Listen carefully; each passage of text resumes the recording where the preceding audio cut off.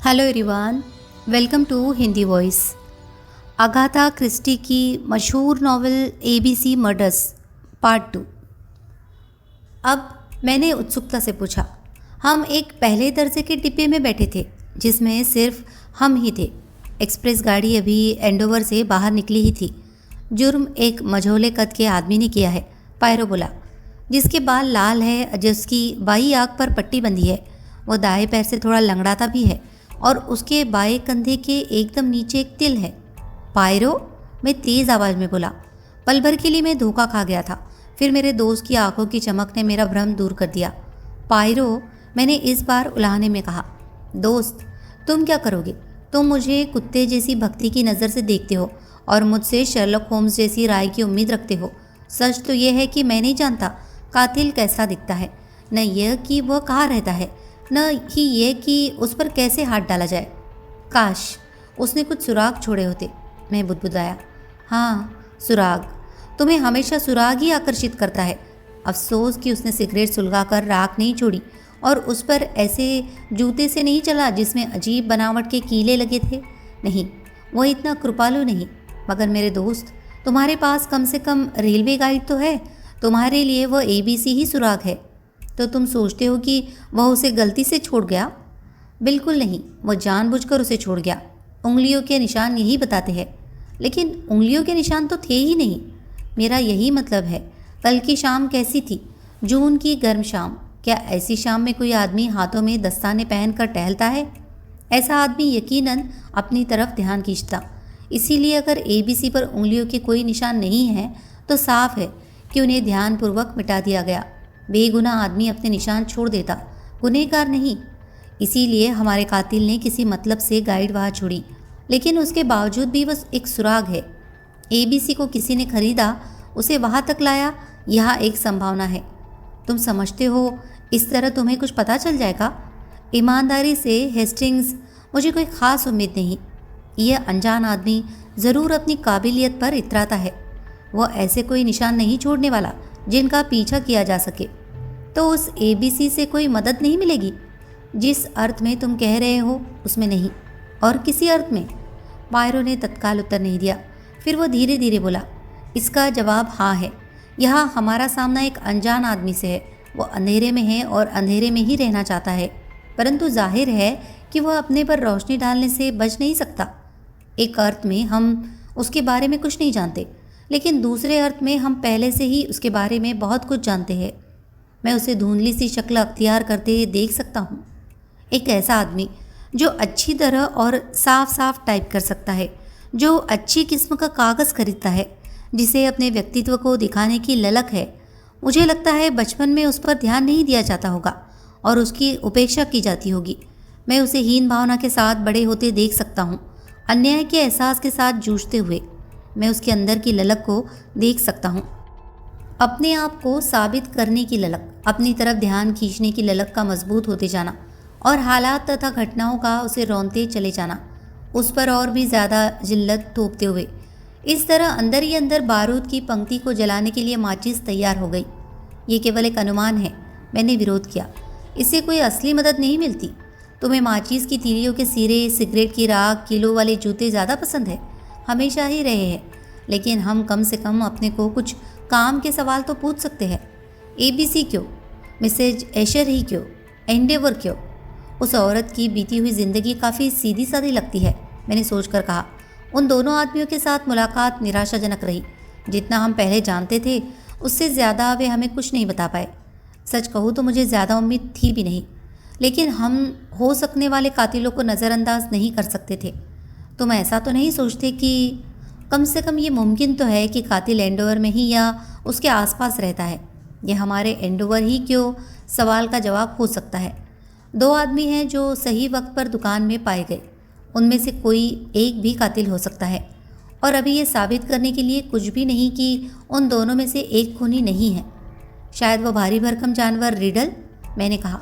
ओह, riddle को तो मैं यूं ही छोड़ देने को तैयार हूँ। वो घबराया हुआ था, यूं ही डिंगी हाँकता हुआ असहज महसूस करता। लेकिन उससे तो सिर्फ यही जाहिर होता है कि एबीसी खत लिखने वाले से एकदम अलग तबीयत का। हमें घमंड और आत्मविश्वास जैसी विशेषताएं नज़र में रखनी चाहिए। ऐसा आदमी जो अपनी धौंस जमाता रहे? हो सकता है, लेकिन कई लोग घबराहट और अपने को तुच्छ दिखाने के पीछे काफ़ी घमंड और आत्मसंतोष छुपाए रहते हैं। कहीं तुम ये तो नहीं सोचते कि वो छोटा सा पार्ट्रीज वह उस तरह का ज़्यादा है? इससे ज़्यादा कुछ नहीं कहा जा सकता। वह इसी ढंग से पेश आ रहा है जैसे खत लिखने वाला आता, तत्काल पुलिस के पास चला जाता है, खुद सामने आता है, अपनी स्थिति का मज़ा लेता है। क्या तुम सच में सोचते हो कि नहीं हेस्टिंग्स, मैं समझता हूँ कि कातिल कहीं बाहर से आया था, लेकिन हमें खोजबीन का कोई रास्ता नहीं छोड़ना चाहिए। और चाहे मैं सारा समय ही का इस्तेमाल करता रहा हूँ, हमें एक औरत के इसमें उलझे होने की संभावना को भी नज़रअंदाज नहीं करना चाहिए। बिल्कुल, मैं मानता हूँ कि वार करने का तरीका एक आदमी जैसा है, लेकिन बेनाम खत आदमियों की बनिस्बत औरतें ज़्यादा लिखती है। हमें ये बात ध्यान में रखनी चाहिए। मैं कुछ पल खामोश रहकर बोला, अब हम आगे क्या करेंगे? स्फूर्ति से भरा हेस्टिंग्स। पायरो मुस्कुराया, लेकिन अब हम करेंगे क्या? कुछ नहीं। कुछ नहीं? मेरी निराशा साफ झलक रही थी। मैं क्या जादूगर हूँ? ओझा? तुम क्या समझते हो कि मैं क्या करूँ? बात को मन ही मन उलटते पलटते हुए मुझे जवाब देना मुश्किल लगा। फिर भी मुझे ये तो यकीनन लगा कि कुछ तो करना चाहिए और हमें अपने पैरों तले घास नहीं उगने देनी चाहिए। मैंने कहा, ABC है, लिखने वाला कागज़ और लिफाफा भी। सीधी सी बात है, उस बारे में सब कुछ किया जा रहा है। उस तरह की तफ्तीश करने के लिए पुलिस के पास सारे साधन हैं। उस तरह की किसी बात का पता लगाना है तो फिक्र मत करो, पता लगा लिया जाएगा। इस बात के साथ मुझे चुप रहने के लिए मजबूर कर दिया गया। आने वाले दिनों में मैंने पाया कि कुछ अजीब ढंग से पायरो को केस के बारे में बात करने में दिलचस्पी नहीं थी। मैंने जब उस पर दोबारा बात करनी चाही तो उसने बेसब्री से हाथ के इशारे से मुझे रोक दिया। मुझे डर था कि मैं उसका इरादा समझ रहा था। मिसेज एशर के कत्ल को लेकर उसे हार की आशंका थी। ABC ने उसे चुनौती दी थी और ABC की जीत हुई थी। मेरा दोस्त, जिसे सफलता की एक पूरी अटूट कड़ी की आदत थी, हार को लेकर संवेदनशील था, इतना कि वह उसके बारे में बात करना भी बर्दाश्त नहीं कर सकता था। ये शायद इतने महान आदमी में छोटेपन का संकेत था, परंतु हम में से शांत व्यक्ति का सिर भी सफलता से घूम सकता है। पायरो के मामले में तो सिर घूमने का सिलसिला वर्षों से चल रहा था। अब अंततः उसके परिणाम दिखने लगे थे, तो हैरानी की बात नहीं थी। बात समझकर मैंने अपने दोस्त की कमजोरी का आदर करते हुए इस केस के बारे में आगे कोई बात नहीं की। अखबार में तहकीकात की रिपोर्ट पढ़ी, बहुत छोटी सी थी। ABC खत के बारे में कुछ नहीं लिखा गया था और फैसला कर दिया गया था कि हत्या किसी अनजान व्यक्ति या व्यक्तियों द्वारा की गई थी। इस केस ने प्रेस का खास ध्यान नहीं खींचा। उसमें ऐसी कोई विशेषता भी नहीं थी। एक छोटी सी गली में एक बुढ़िया के खून को प्रेस ने अधिक सनसनीखेज विषयों के लिए पीछे छोड़ दिया। सच बात तो यह है कि पूरा किस्सा मेरे जहन से भी उतर रहा था। मेरे ख्याल में इसलिए कि मैं किसी भी सूरत में पायरो को नाकामयाबी से जुड़े होने के बारे में नहीं सोचना चाहता था कि अचानक 25 जुलाई को वह किस्सा दोबारा जिंदा हो उठा। सप्ताहांत में यॉर्कशायर चले जाने के कारण मैं 2 दिन पायरो से नहीं मिल सका। मैं सोमवार दोपहर को लौटा और 6 बजे की डाक से एक खत आया। उस लिफाफे को फाड़ कर खोलते हुए पायरो ने अचानक जिस तेज़ी से सांस भरी वो मुझे याद है। आ गया, उसने कहा। मैं बिना कुछ समझे उसकी ओर देखता रहा। क्या आ गया? ABC किस्से का दूसरा अध्याय। पल भर के लिए मैंने बिना कुछ समझे उसे देखा। बात वाकई मेरे जहन से निकल गई थी। पढ़ो। और पायरो ने खत मेरी ओर बढ़ा दिया। हमेशा की तरह वह अच्छे दर्जे के कागज़ पर लिखा गया था, डियर मिस्टर पायरो। क्यों, क्या ख्याल है? मैं सोचता हूँ पहली बाजी मेरी रही। एंडोवर वाला काम सफल रहा नहीं, लेकिन मज़ा तो अभी शुरू हुआ है। मुझे तुम्हारा ध्यान बेक्सहिल ऑन सी की तरफ खींचना है। तारीख इसी महीने की 25। हमारे लिए कैसा मज़े का वक्त है। तुम्हारा ABC। हे भगवान, मैं ज़ोर से बोला। पायरो, क्या ये राक्षस एक और जुर्म करने वाला है? जाहिर है हेस्टिंग्स, तुम्हें और क्या उम्मीद थी? क्या तुम्हें लगता था कि एंडोवर एक इकलौता जुर्म था? तुम्हें याद नहीं मैंने कहा था कि ये शुरुआत है?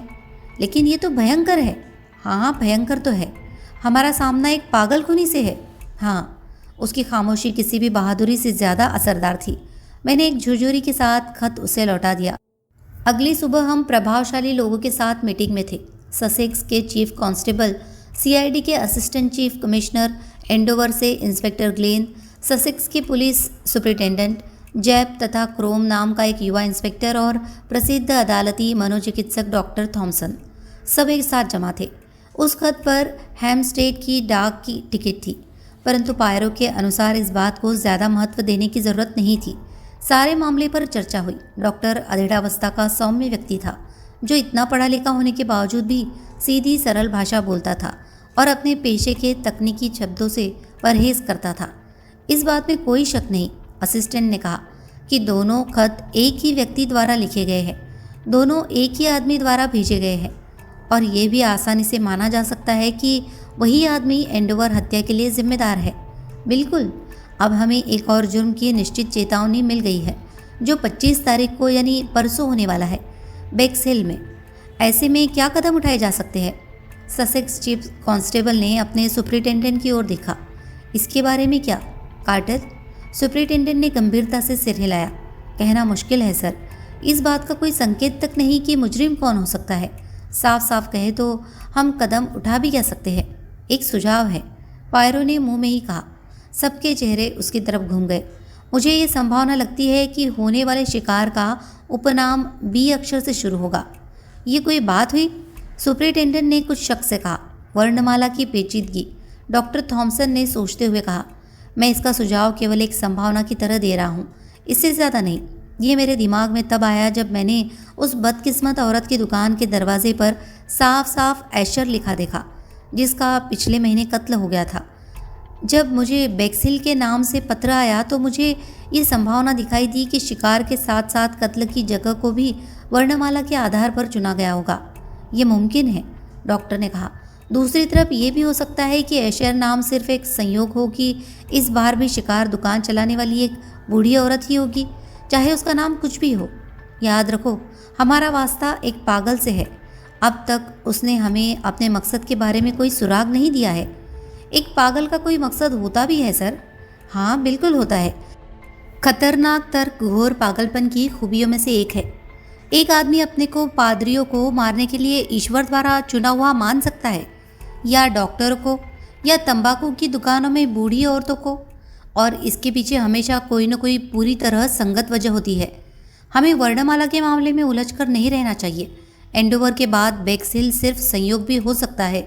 हम कम से कम कुछ सावधानियां तो बरत सकते हैं कार्टर, और बी अक्षर का खास ध्यान रख सकते हैं, खासकर छोटे दुकानदारों का और तंबाकू या अखबार बेचने वाली छोटी दुकानों जिन्हें एक ही व्यक्ति चला रहा हो पर नज़र रख सकते हैं। मुझे नहीं लगता हम इससे ज़्यादा कुछ कर सकते हैं। जाहिर है कि जहाँ तक हो सके हम तमाम अजनबियों की निगरानी करें। सुपरिटेंडेंट कराता हुआ सा बोला। अब जब स्कूल बंद हो रहे हैं और छुट्टियाँ शुरू हो रही है, इस हफ्ते लोग बाढ़ की तरह यहाँ आ रहे हैं। हम जो भी कर सकते हैं हमें करना चाहिए, चीफ कांस्टेबल ने दलकी से कहा। मौका पाकर इंस्पेक्टर ग्लेन बोला। एशर किसी से ताल्लुक़ रखने वाले किसी भी आदमी पर मैं नज़र रखूँगा, उन 2 गवाहों पार्ट्रीज और रेडिल पर, और यकीनन एशर पर भी। अगर उन्होंने एंडोवर छोड़ने का कोई भी संकेत दिखाया तो उनका पीछा किया जाएगा। कुछ और सुझावों तथा इधर उधर की बातों के बाद मीटिंग खत्म हो गई। पायरो, मैंने दरिया के किनारे चलते हुए कहा, निश्चित ही यह अपराध रोका जा सकता है। पायरो ने थका हुआ चेहरा मेरी ओर घुमाया। समझदार लोगों से भरे एक शहर के विपरीत एक आदमी का पागलपन। मुझे डर है हेस्टिंग्स, मुझे सच में डर है। जैक दी रीपर की देर तक चलने वाली सफलता याद है? ये तो भयानक है, मैंने कहा। हेस्टिंग्स, पागलपन एक भयानक चीज़ है। मुझे डर है, बेहद डर है। 25 जुलाई की सुबह मुझे अपना जागना याद है। 7:30 बजे होंगे। पायरो मेरे पलंग के किनारे खड़ा धीरे धीरे मेरा कंधा हिला रहा था। उसके चेहरे पर एक ही नज़र मुझे नीम बेहोशी से पूरी तरह होश में ले आई। क्या बात है? मैंने जल्दी से उठकर पूछा।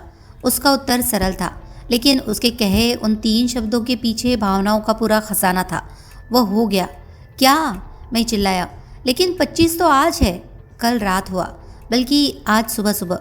मैं जब तक तेज़ी से बिस्तर से उठकर तैयार हुआ तब तक पायरो ने मुझे वह सब बता दिया जिसकी जानकारी उसे फ़ोन पर मिली थी। एक जवान लड़की का शव बेक्सेल में समंदर के किनारे पाया गया है। उसकी शिनाख्त एलिजाबेथ बर्नर्ड के नाम से हुई है, किसी कैफ़े में एक वेट्रेस जो अपने माता पिता के साथ हाल ही में बने एक बंगले में रहती थी। डॉक्टरी जांच के मुताबिक मौत का समय 11:30 और 1:30 के बीच था। क्या उन्हें पक्का यकीन है कि यही वह अपराध है? चेहरे पर जल्दी जल्दी झाग बनाते हुए मैंने पूछा। बैक्सिल की गाड़ियों वाले पृष्ठ पर खुली हुई एक ABC रेलवे गाइड शव के नीचे पाई गई। मैं काँप उठा। ये तो भयानक है। देखो हेस्टिंग्स, मैं एक और ट्रेजेडी नहीं चाहता। मैंने कुछ उदासी से अपनी ठुड्डी से खून पूछा। अब हमारा इरादा क्या है? चंद मिनटों में हमारे लिए एक कार आएगी। मैं तुम्हारे लिए एक प्याला कॉफ़ी लाता हूँ ताकि हमें चलने में देर न हो। 20 मिनट में ही हम एक तेज़ रफ्तार पुलिस गाड़ी में लंदन से बाहर जाने के लिए थेम्स नदी को पार कर रहे थे। हमारे साथ इंस्पेक्टर क्रोम था, जो उस दिन कॉन्फ्रेंस में था और औपचारिक रूप से केस के लिए जिम्मेदार भी था। क्रोम जैब से बिल्कुल अलग तरह का अफसर था। आयु में काफ़ी छोटा, चुप रहने वाला और कुछ उम्दा किस्म का। वो काफ़ी पढ़ा लिखा था, लेकिन मेरी पसंद के मुताबिक अपने से कुछ ज़्यादा ही खुश। उसने हाल ही में बाल हत्याओं की एक कड़ी वाले केस में बहुत वाहवाही पाई थी, धैर्यपूर्वक हत्यारे को पकड़ने के लिए, जो अब ब्रॉडमूर में था। वह निश्चय ही यह केस लेने के लिए सही व्यक्ति था, लेकिन मुझे लगता था कि वह खुद इस बात के प्रति कुछ ज़्यादा ही सचेत था। पायरो की तरफ उसका रवैया कुछ दयालु जैसा था। वह उसका आदर कुछ इस तरह कर रहा था जैसे कि पब्लिक स्कूल में आयु में अपने से बड़े लोगों के लिए सिखाया जाता है। मेरी डॉक्टर थॉम्सन से काफ़ी लंबी बातचीत हुई है, उसने कहा। वह हत्याओं की कड़ी वाले केस में बहुत दिलचस्पी रखता है। ये एक विकृत मानसिकता की उपज होती है। आम आदमी उसकी बारीकियों को उस तरह नहीं समझ सकता जैसा कि एक डॉक्टर। वह खासा। वास्तव में मेरा पिछला केस, पता नहीं आपने उसके बारे में पढ़ा है या नहीं, मेबल होमर केस, मसवेल हिल स्कूल की छात्रा। वह शख्स कैपर असाधारण था। उस पर जुर्म थोपना बेहद मुश्किल था। यह था भी उसका तीसरा अपराध। दिखने में आपकी और मेरी तरह समझदार था, लेकिन कई तरह के टेस्ट होते हैं। शब्दों का जाल, आप समझते हैं ना, काफ़ी नए ज़माने के। जाहिर है आपके वक्त में ये सब नहीं था। एक बार आप किसी आदमी को लापरवाही से बोलने को उकसा दे तो फिर वह आपकी पकड़ में आ गया। वो समझ जाता है कि आप जानते हैं और उसकी हिम्मत जवाब दे जाती है। वो बुरी तरह अपने रहस्य खोलने लगता है। मेरे ज़माने में भी कभी कभी ऐसा होता था, पायरो बोला। इंस्पेक्टर क्रोम ने उसकी ओर देखकर बातचीत के लहजे में कहा, ओह अच्छा। कुछ देर हमारे बीच सन्नाटा रहा। जब हमने 7 ओक्स स्टेशन पार किया तो क्रोम बोला, अगर आप मुझे केस के बारे में कुछ पूछना चाहते हैं तो प्लीज़ पूछिए। आपको मरने वाली लड़की का हुलिया नहीं पता? वह 23 साल की थी और जिंजर कैट कैफ़े में वेट्रेस का काम करती थी। मैं सोच रहा था कि क्या वह खूबसूरत थी। उसके बारे में मुझे कोई जानकारी नहीं, इंस्पेक्टर क्रोम ने कुछ खींचते हुए कहा। उसका हाव भाव जैसे कह रहा था, सच, ये विदेशी, सब एक से। पायरो की आंखों में उपहास का हल्का सा रंग उभर आया। आपको ये महत्वपूर्ण नहीं लगता? एक औरत के लिए ये सबसे महत्वपूर्ण होता है। अक्सर इसी से उसकी किस्मत तय होती है। फिर एक चुप्पी छा गई। जब हम 7 ओक्स के नज़दीक पहुंच रहे थे तो पायरो ने ही फिर से बातचीत शुरू की। क्या तुम्हें यह बताया गया कि लड़की का गला कैसे और किस चीज़ से घोटा गया था? इंस्पेक्टर ग्लेन ने संक्षेप में जवाब दिया, उसकी अपने ही बेल्ट से, मोटी और मेरे ख्याल से में बुनी हुई। पायरो की आंखें फैल गई। आहा, वो बोला, आखिरकार हमें एक ऐसी जानकारी मिल गई जो पक्की है। ये हमें कुछ बताती है नहीं? मेरी समझ में तो अभी कुछ नहीं आया, इंस्पेक्टर क्रोम ने ठंडेपन से कहा। मैं उस शख्स की एहतियात और कल्पना की कमी पर खींच उठा। यह हमें खून की विशेष छाप के बारे में बताती है, मैंने कहा। लड़की की अपनी बेल्ट, यह खूनी की पशुता की ओर इशारा करती है।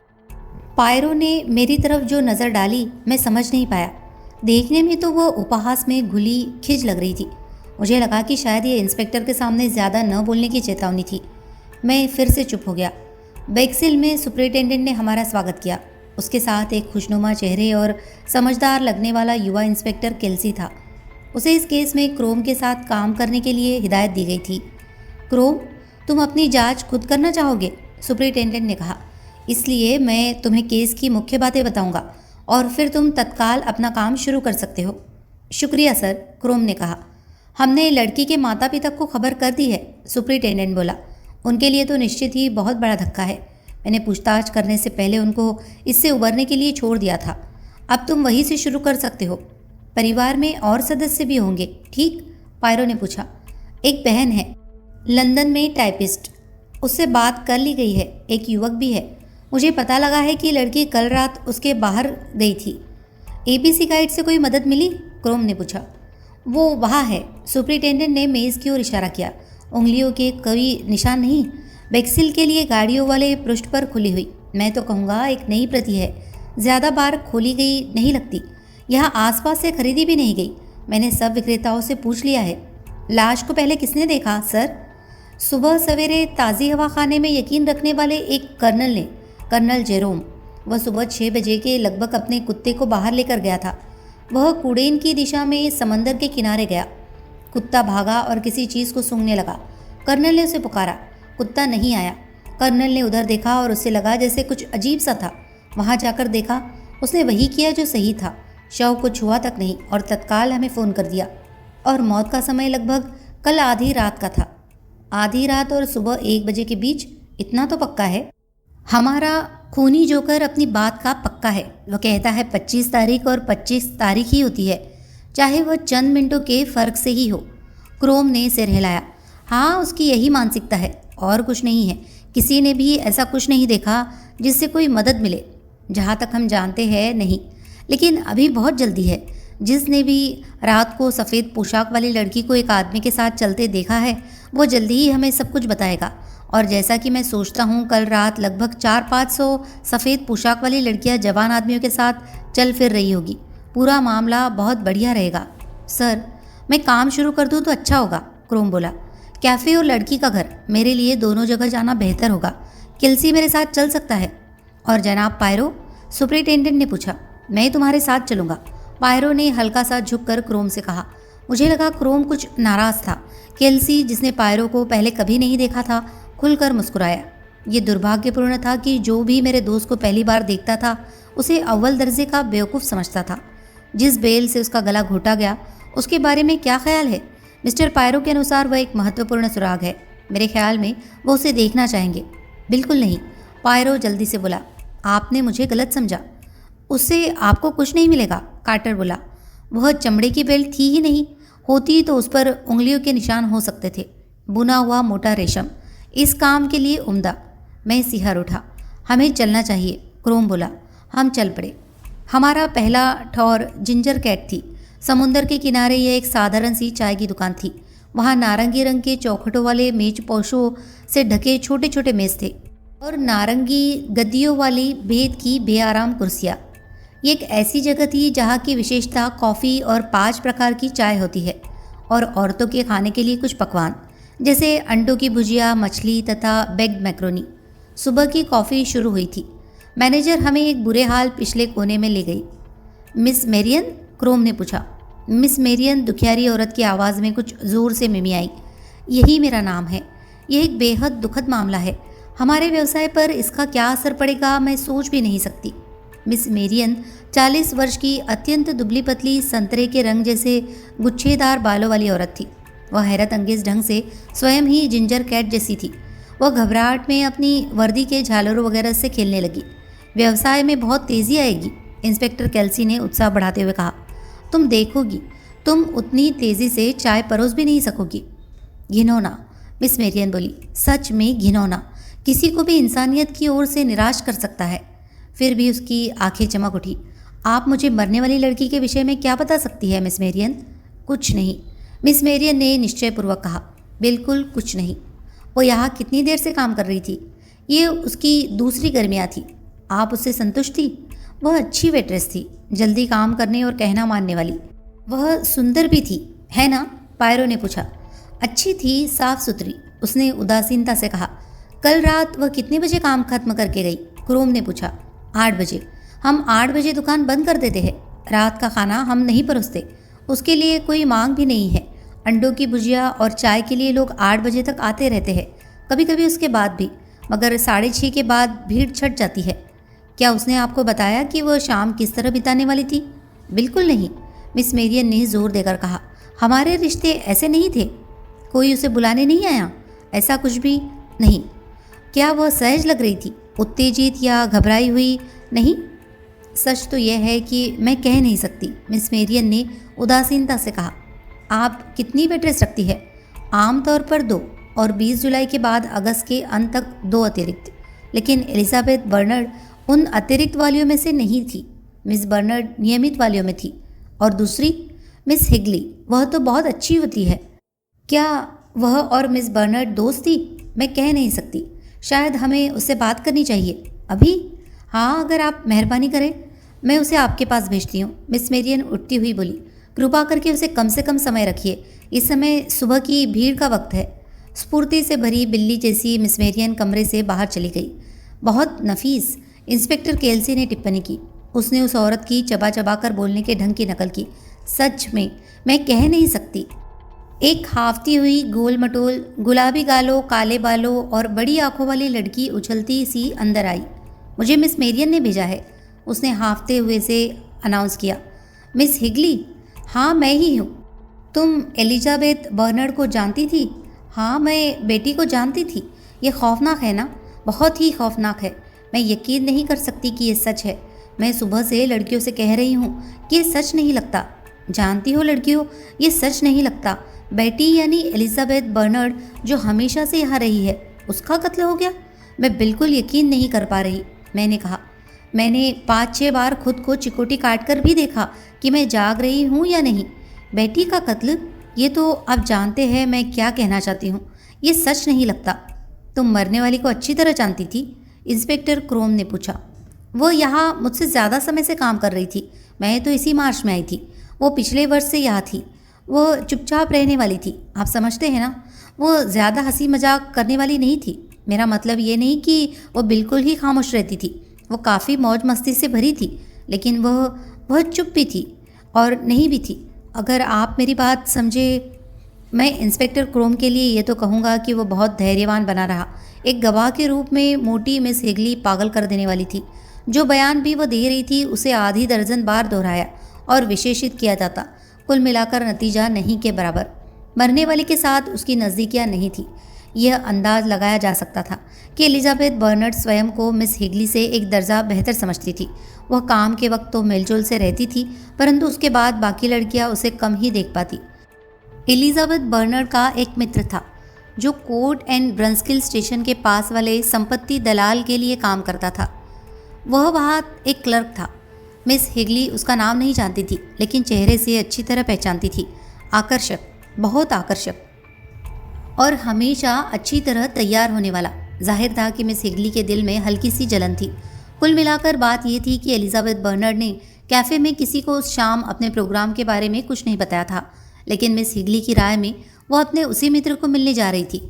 उसने एक नई सफ़ेद पोशाक पहन रखी थी, सुंदर सी, नए फैशन के गले वाली। हमने दूसरी दोनों लड़कियों से भी बात की, लेकिन बिना किसी और नतीजे के। बेटी ने अपनी योजना के बारे में किसी को नहीं बताया था और किसी ने शाम के वक्त उसे बेक्सिल में नहीं देखा था। एलिजाबेथ बर्नर्ड के माता पिता एक छोटे से बंगले में रहते थे, एक सट्टेबाज बिल्डर द्वारा शहर की सीमा पर बनाए गए 50 बंगलों में से एक।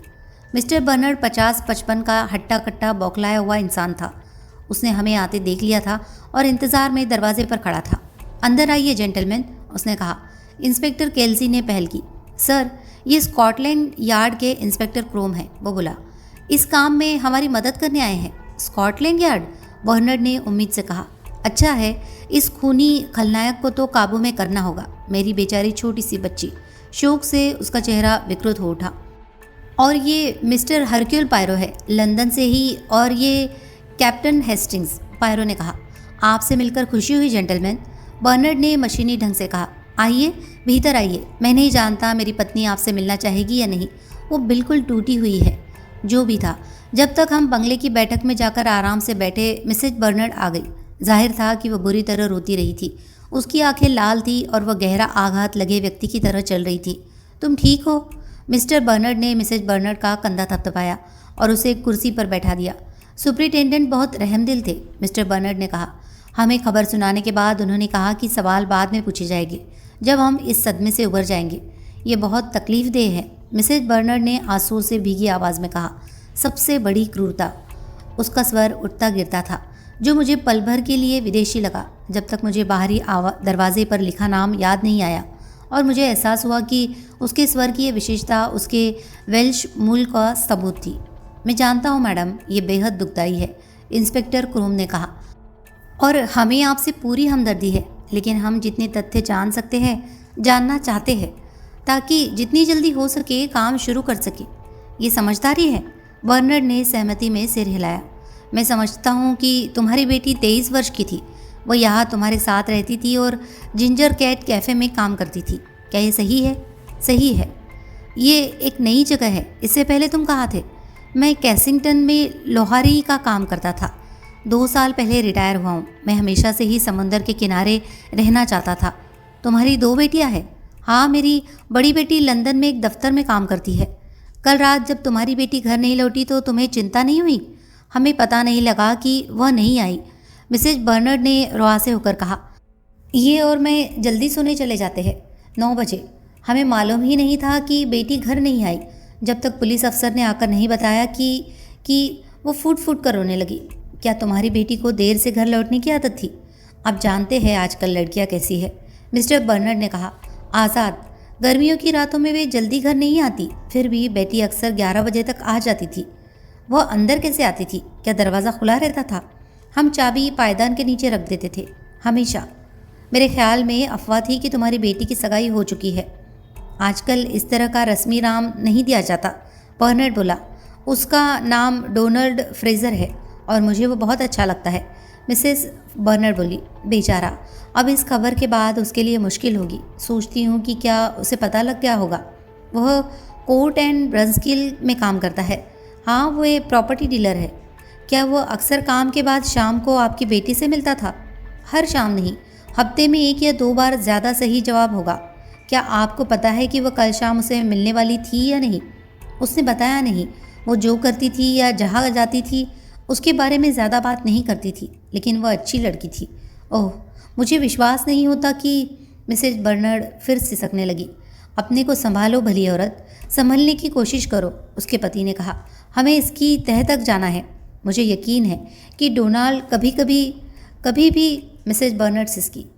अपने को संभालो, मिस्टर बर्नर्ड ने दोहराया।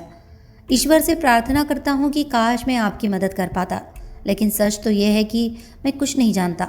ये घिनौना जुर्म करने वाले बदमाश को पकड़ने में मैं आपकी कोई सहायता नहीं कर सकता। बेटी एक खुश तबीयत लड़की थी, एक भले युवक के साथ। मेरी जवानी के दिनों में उसे साथ साथ घूमना कहा जा सकता था। मैं ये समझने में बिल्कुल नाकामयाब हूँ कि कोई उसे क्यों मारना चाहेगा। कुछ समझ नहीं आता। तुम काफ़ी सच कह रहे हो बर्नर्ड, क्रोम बोला। मैं बताता हूँ मैं क्या करना चाहूँगा। मैं मिस बर्नर्ड के कमरे पर एक नज़र डालना चाहता हूँ। शायद वहाँ कुछ मिल जाए, खत या डायरी। आप देख सकते हैं, मिस्टर बर्नर्ड उठते हुए बोला। वह रास्ता दिखाता आगे आगे चला। उसके पीछे क्रोम, फिर पायरो, फिर केल्सी और सबसे पीछे मैं कुछ पल के लिए अपने जूते के फीते दोबारा बांधने के लिए रुका कि उसी समय बाहर एक टैक्सी आकर रुकी और उसमें से एक लड़की उछल कर बाहर निकली।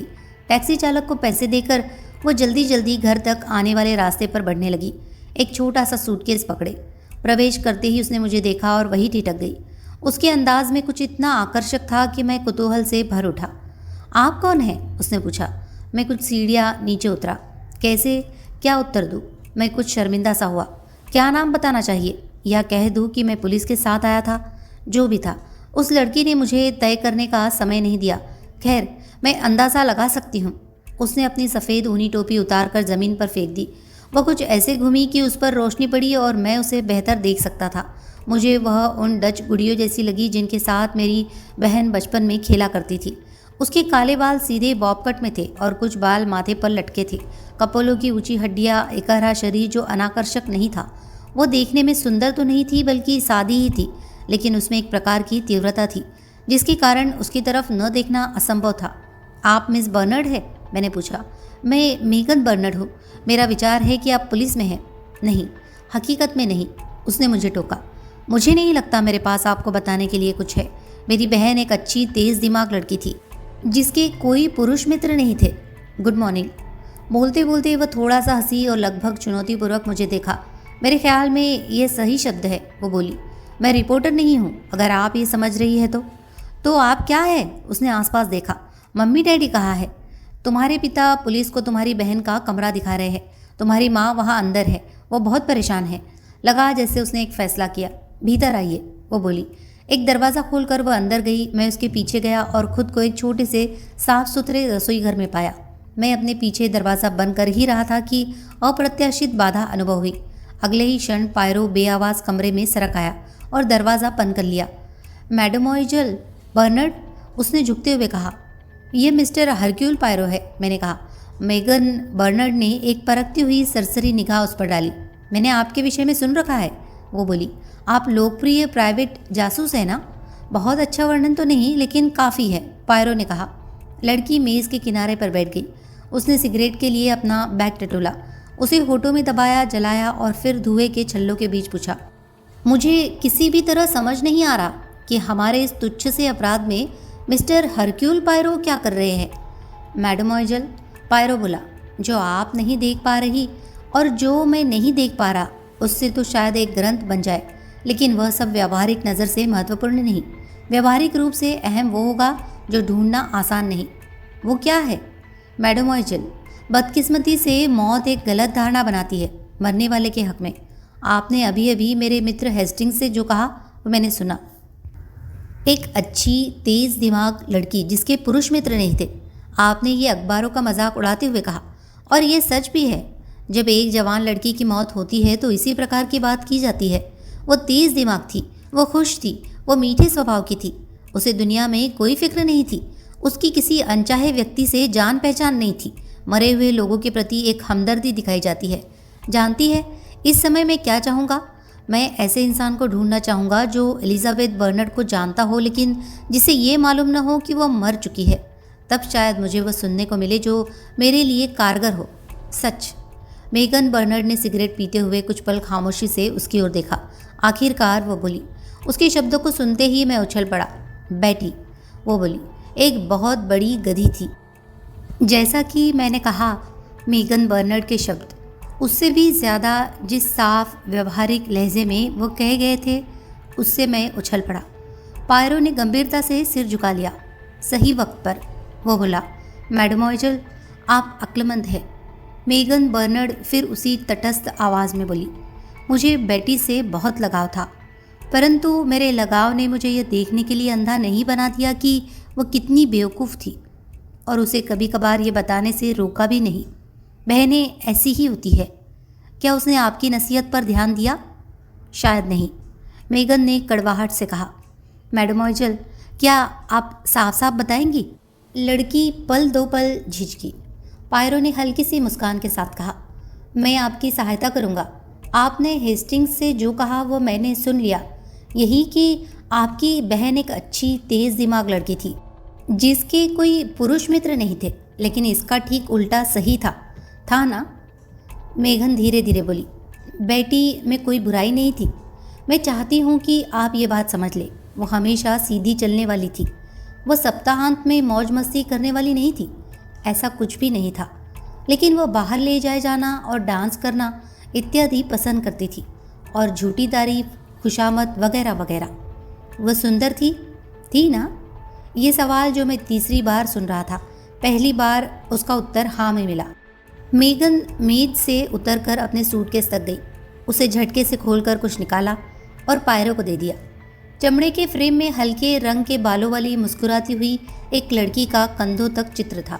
स्पष्ट था कि हाल ही में उसके बालों में स्थायी घूंघर डाले गए थे और बाल उसके सिर के आसपास घने घुंघरों में फैले हुए थे। उसकी मुस्कुराहट धूर्त तथा बनावटी थी। वो चेहरा ऐसा तो बिल्कुल नहीं था जिसे सुंदर कहा जा सके, लेकिन उसमें एक ऊपरी सस्ता आकर्षण अवश्य था। पायरो ने इस कहते हुए चित्र लौटा दिया। आप दोनों में कोई समानता नहीं मैडमोइजल। ओह, परिवार में मैं ही साधारण हूँ, मुझे हमेशा से ये पता है। उसने बात को महत्वहीन समझकर रफा दफा कर दिया। आपके विचार में आपकी बहन किस मायने में बेवकूफ़ी कर रही थी? क्या आपका मतलब डोनाल्ड फ्रेजर से है? एकदम वही। डॉन बहुत चुपचाप रहने वाला व्यक्ति है, लेकिन जाहिर है कि कुछ चीज़ों को लेकर वह नाराज़ होगा। और फिर क्या मैडमोइजल? पायरो की आंखें लगातार उस पर टिकी थी। हो सकता है ये मेरा भ्रम हो, लेकिन मुझे लगा जैसे वो जवाब देने से पहले एक क्षण भर के लिए हिचकिचाई। मुझे डर था कि वो उसे छोड़ देगा, और ये खेद की बात होती। वह एक धीर गंभीर और मेहनतकश आदमी है और उसके लिए अच्छा पति साबित होता। पायरो उसे एकटक देखता रहा।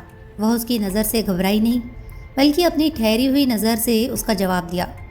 उसके साथ कुछ और भी, कुछ ऐसा जिससे मुझे उसके पहले चुनौतीपूर्ण और तिरस्कार भरे व्यवहार की याद हो आई। तो ऐसा है, अंततः वो बोला, अब हम सच भी नहीं बोलते। मेगन ने अपने कंधे झटके और दरवाजे की ओर मुड़ गई। मैं आपकी मदद करने के लिए जो कर सकती थी कर दिया, उसने कहा। पायरो की आवाज़ ने उसको रोक लिया। जरा रुकिए मैडमोजेल, मैं आपको कुछ बताना चाहता हूँ, वापस आइए। मुझे लगा जैसे उसने अनिच्छा से वैसा ही किया। मुझे आश्चर्य हुआ जब पायरो एबीसी पत्रों, एंडोवर में हुए कत्ल और शवों के पास मिली रेलवे गाइड का पूरा किस्सा सुनाने लगा। वह खुले मुंह चमकती आंखों के साथ उसका शब्द शब्द सुनती रही। मिस्टर पायरो, क्या ये सब सच है?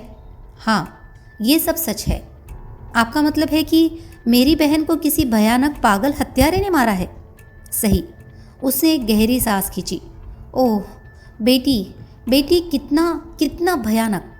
आप देखती है मैडमोजेल, जो जानकारी मैं आपसे चाहता हूँ वो आप आसानी से दे सकती है, बिना ये सोचे कि वह किसी को नुकसान पहुँचाएगी या नहीं। हाँ, अब मैं ये समझ पा रही हूँ। तो फिर हम अपनी बातचीत जारी रखते हैं। मेरा विचार है कि ये डोनाल्ड फ्रेज़र शायद तेज़ और गुस्सैली तबीयत का है, सही है? मेगन बर्नर्ड धीरे से बोली।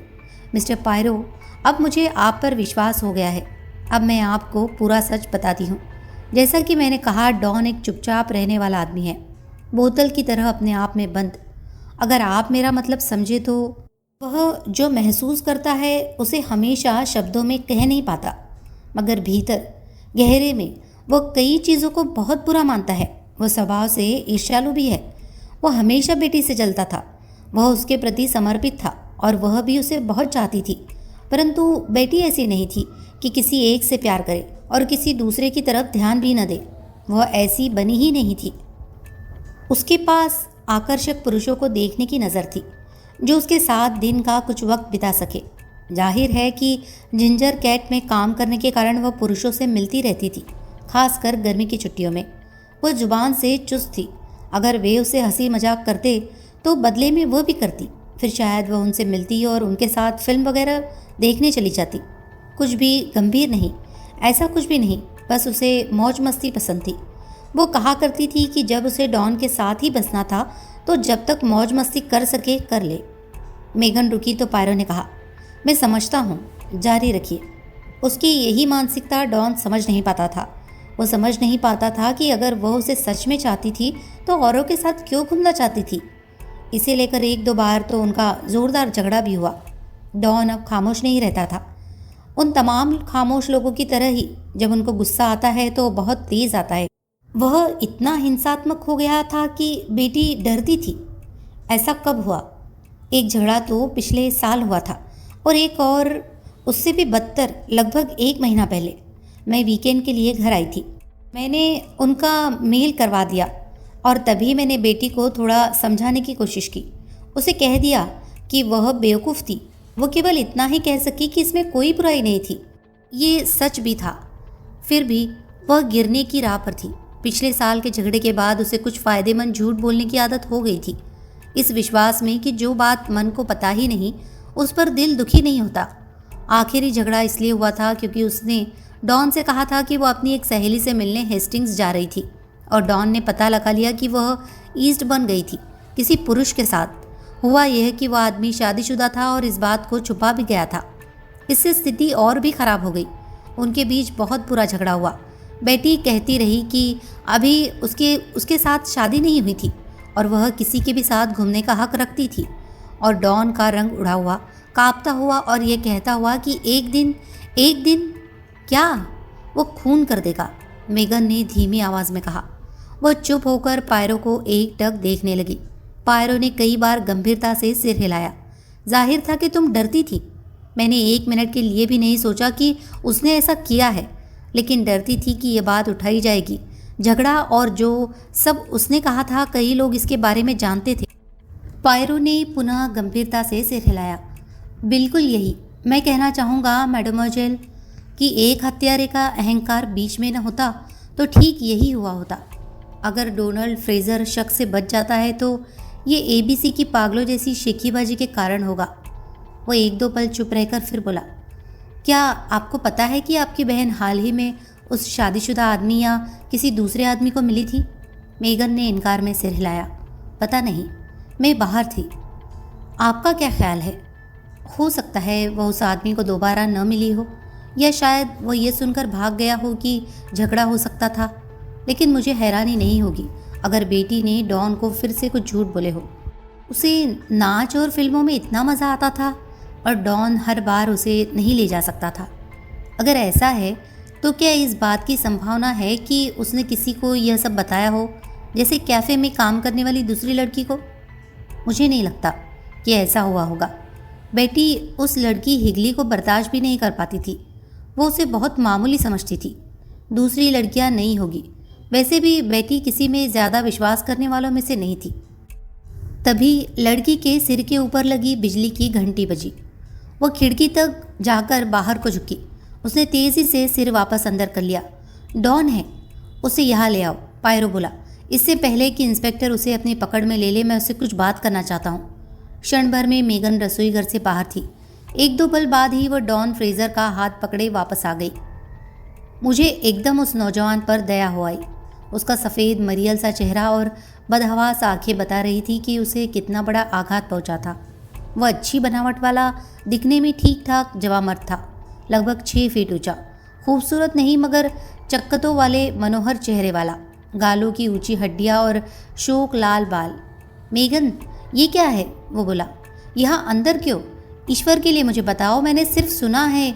बेटी, उसकी आवाज़ धीमी होती गई। पायरो ने एक कुर्सी आगे सरका दी और वह उसमें धंस गया। तब मेरे दोस्त ने अपनी जेब से एक थर्मस निकाली। उसमें जो था वह ड्रेसर पर पड़े एक कप में उंडेला और कहा, ये थोड़ी C P low mister Fraser, इससे तुम्हें फ़ायदा होगा। नौजवान ने वैसा ही किया। ब्रांडी उसके चेहरे का थोड़ा सा रंग वापस ले आई।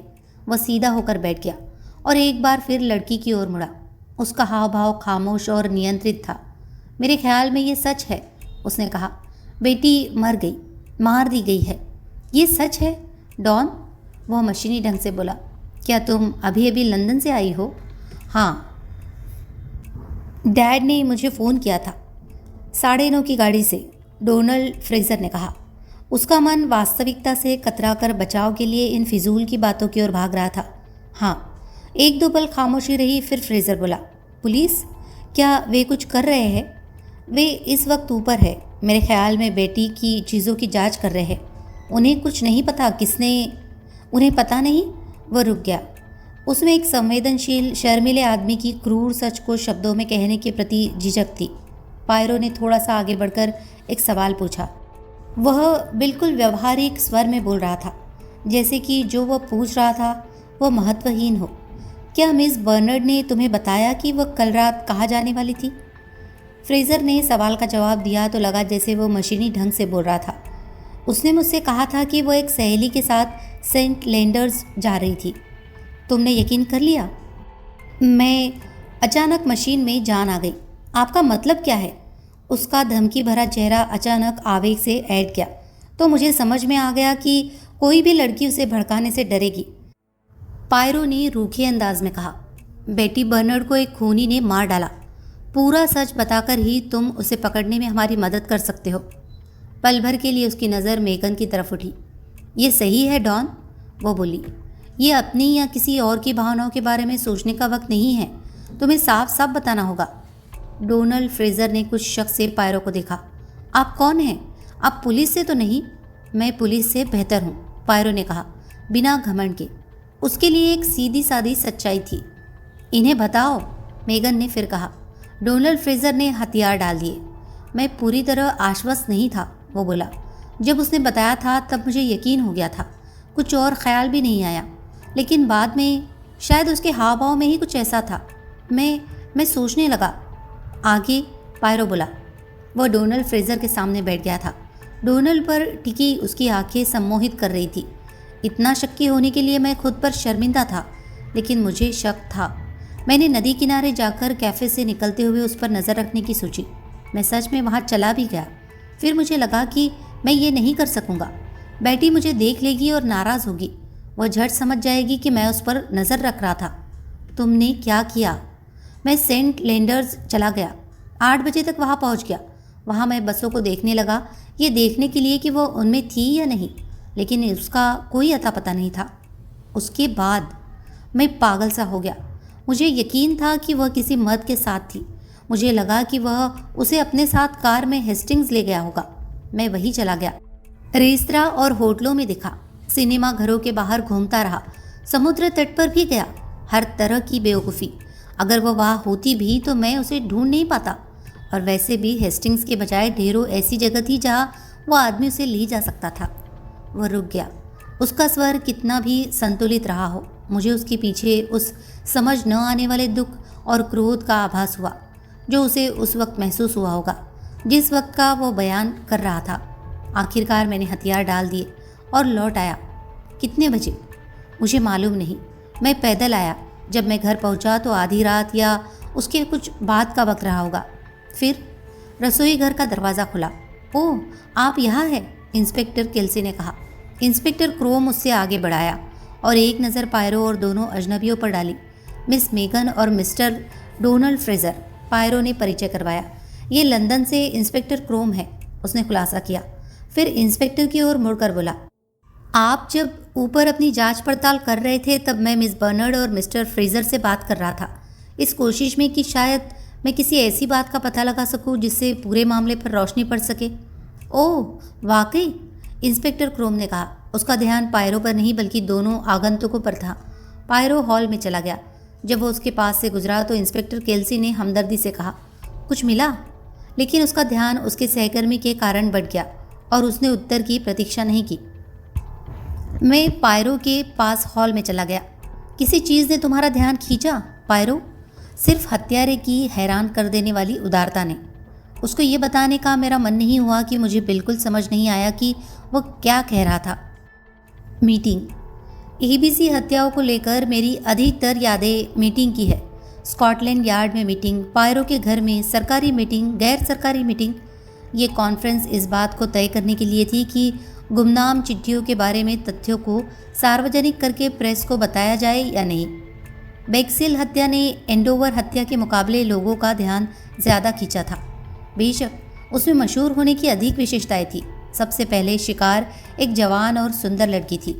हत्या समुद्र किनारे स्थित एक लोकप्रिय रिजॉर्ट में हुई थी। अपराध के सारे तथ्यों को हर रोज़ नए ढंग से प्रस्तुत कर दिया जाता था। एबीसी रेलवे गाइड ने भी अपने हिस्से का ध्यान आकर्षित किया। माना जा रहा था कि कातिल ने वह वहीं से खरीदी थी और यह कि वह उसकी पहचान में एक महत्वपूर्ण सुराग थी। ये भी पता चलता था कि वह गाड़ी से वहाँ आया था और लंदन जाने का इरादा रखता था। एंडोवर हत्या में रेलवे गाइड को कोई जगह नहीं मिली थी, इसीलिए इस समय तो आम लोगों की नज़र में दोनों हत्याओं का परस्पर संबंध होने की संभावना कम ही थी। हमें एक नीति बनानी पड़ेगी, असिस्टेंट कमिश्नर ने कहा। सवाल ये है कि हमें सबसे ज़्यादा फ़ायदा किससे होगा? क्या हम जनता को तथ्य बता दें, उनकी सहायता लें? आखिर लाखों लोगों की सहायता मिलेगी एक पागल आदमी को ढूंढते हुए। वह दिखने में पागल नहीं लगेगा, डॉक्टर थॉमसन ने बीच में ही कहा। एबीसी गाइड की बिक्री पर नज़र रखते हुए वगैरह वगैरह। दूसरी तरफ अंधेरे में रहकर काम करने का अपना फ़ायदा है, बिना उस आदमी को पता लगे कि हम क्या कर रहे हैं। लेकिन ये भी सच है कि वह अच्छी तरह जानता है कि हम जानते हैं। उसने अपनी चिट्ठियों द्वारा जानबूझकर अपनी ओर ध्यान खींचा है। क्रोम, तुम्हारी क्या राय है? मैं इस तरह देखता हूँ सर, अगर आप इसे आम जानकारी बनाते हैं तो आप एबीसी का ही खेल खेलते हैं। वो यही चाहता है, प्रचार, बदनामी, वह इसी के पीछे है। मैं सही हूँ ना डॉक्टर? वह ध्यान ही तो आकर्षित करना चाहता है। थॉमसन ने हाँ में सिर हिलाया। असिस्टेंट कमिश्नर ने विचारपूर्वक कहा, तो तुम उसे हराना चाहते हो, जो प्रचार वह चाहता है उसे न देकर। और आप मिस्टर पायरो? पायरो ने पल भर कुछ नहीं कहा। जब वो बोला तो जैसे ध्यानपूर्वक अपने शब्द चुनते हुए, मेरे लिए मुश्किल है मिस्टर लायनेल, उसने कहा। आप कह सकते हैं कि मेरा अपना स्वार्थ है। चुनौती मुझे दी गई थी। अगर मैं कहूँ उस तथ्य को दबा लो, उसे आम मत करो, तो क्या यह नहीं माना जाएगा कि मेरा अहंकार बोल रहा है, कि मुझे अपने नाम की चिंता है? मुश्किल है। सब कुछ कह देने के अपने फ़ायदे हैं। कम से कम ये एक चेतावनी है। दूसरी तरफ मैं इंस्पेक्टर क्रोम की तरह यकीन रखता हूँ कि हत्यारा यही चाहता है। ठुड्डी सहलाते हुए असिस्टेंट कमिश्नर बोला। उसने सामने डॉक्टर थॉमसन की ओर देखा। मान लो अगर हम अपने उस पागल को वो प्रचार न दे जिसका वो भूखा है, तब वह क्या करेगा? एक और जुर्म करेगा। डॉक्टर ने तपाक से कहा, आपको मजबूर कर देगा, और अगर हम इस मामले को सुर्खियों में ले आए तो उसकी प्रतिक्रिया क्या होगी? मेरा जवाब वही है, एक तरीके से आप उसके महत्व पाने के पागलपन को तुष्ट करते हैं, दूसरे से उससे निराश करते हैं। नतीजा वही होगा, एक और जुर्म। आपका क्या कहना है मिस्टर पायरो? मैं डॉक्टर थॉम्सन से सहमत हूँ। एक टूटी हुई छड़ी? क्यों, आपका क्या विचार है? यह पागल कितने जुर्म करने का इरादा रखता है? डॉक्टर थॉम्सन ने सामने पायरो की ओर देखा। लगता है ए से जेड तक, उसने कहा। बेशक, वो कहता रहा। वो वहाँ तक पहुँचेगा नहीं, लगभग नहीं, उससे पहले ही आप उसे पकड़ लेंगे। ये जानना दिलचस्प रहेगा कि वह एक्स अक्षर के साथ क्या करता। उसने अपने को इस मनोरंजक कल्पना से बाहर खींचा, लेकिन आप उसे इससे बहुत पहले ही पकड़ लेंगे। जी या एच तक ही? असिस्टेंट कमिश्नर ने मेज़ पर मुक्का मारा। हे भगवान, क्या आप ये कह रहे हैं कि 4-5 खून और होंगे? इतने नहीं होंगे सर, इंस्पेक्टर क्रोम बोला। मेरा भरोसा कीजिए। वो यकीन से बोला। आप वर्णमाला के कौन से अक्षर तक समझते हैं इंस्पेक्टर? पायरो ने पूछा। उसकी आवाज़ में व्यंग का हल्का सा पुट था। मुझे लगा जैसे क्रोम ने उसकी ओर उसके हमेशा वाले दम में घुली मिली नापसंदगी से देखा। उसे अगली बार ही पकड़ सकते हैं मिस्टर पायरो, कुछ भी हो। मैं उसे एफ अक्षर तक पहुंचते ही पकड़ने की गारंटी देता हूं। वह असिस्टेंट कमिश्नर की ओर मुड़ा। मुझे लगता है कि मैं इस जुर्म के पीछे की मानसिकता को काफ़ी समझ गया हूं। अगर मैं गलत हूं तो डॉक्टर थॉम्सन मुझे सही कर सकते हैं। मैं समझता हूं कि जब जब एबीसी किसी जुर्म को अंजाम देता है, उसका आत्मविश्वास 100% बढ़ जाता है। जब जब वह महसूस करता है मैं होशियार हूँ, वे मुझे पकड़ नहीं सकते, तब तब वह अपने पर इतना भरोसा करने लगता है कि लापरवाह हो जाता है। वह अपनी होशियारी और दूसरों की बेवकूफ़ी को बढ़ा चढ़ाकर देखने लगता है। जल्दी ही वो कोई भी सावधानी बरतने का कष्ट नहीं उठाएगा। ठीक है ना डॉक्टर? थॉम्सन ने सिर हिलाया। प्रायः ऐसा ही होता है। डॉक्टरी भाषा में इसे बेहतर ढंग से कहा जा सकता था। आप ऐसी बातों के बारे में काफ़ी जानते हैं मिस्टर पायरो। आप सहमत हैं? जैसा इंस्पेक्टर क्रोम कह रहे हैं वैसा ही है। पायरो ने सहमति जताई। पैरोनोया, भ्रांति रोग, एक प्रकार का पागलपन, डॉक्टर बुदबुदाया। पायरो क्रोम की ओर मुड़ा। क्या बेक्सिल हत्या केस में कोई महत्वपूर्ण दिलचस्प तत्व भी है? निश्चित तो कुछ नहीं। ईस्ट बोर्न में स्प्लेंडिड का एक वेटर मृत लड़की के चित्र को एक ऐसी लड़की के रूप में पहचानता है जिसने वहाँ 24 तारीख की शाम को खाना खाया था, एक चश्मे वाले अधेड़ आदमी के साथ। बेक्सिल और लंदन के बीच सड़क पर स्कारलेट रनर नाम की एक सराय में भी ये चित्र पहचाना गया। उनका कहना है कि वो लगभग 9 बजे वहाँ थी, एक आदमी के साथ जो जल सेना का अफसर लगता था। दोनों तो सही नहीं हो सकते, लेकिन दोनों में से कोई भी एक बात संभव है। बेशक और भी कई पहचानें की गई है, मगर अधिकतर काम की नहीं। हम एबीसी को नहीं ढूंढ पाए। जो भी किया जा सकता है आप लोग कर रहे हैं क्रोम, असिस्टेंट कमिश्नर बोला। आपका क्या कहना है मिस्टर पायरो? क्या आपके मन में जांच का कोई तरीका आता है? पायरो धीरे धीरे बोला। मुझे लगता है कि एक बहुत अहम सुराग है, जुर्म के कारण की खोज। क्या यह साफ जाहिर नहीं है? वर्णमाला को लेकर मनोग्रंथि, आपने यही कहा था ना डॉक्टर? सही है, पायरो ने कहा। वर्णमाला मनोग्रंथि है, लेकिन वर्णमाला मनोग्रंथि ही क्यों?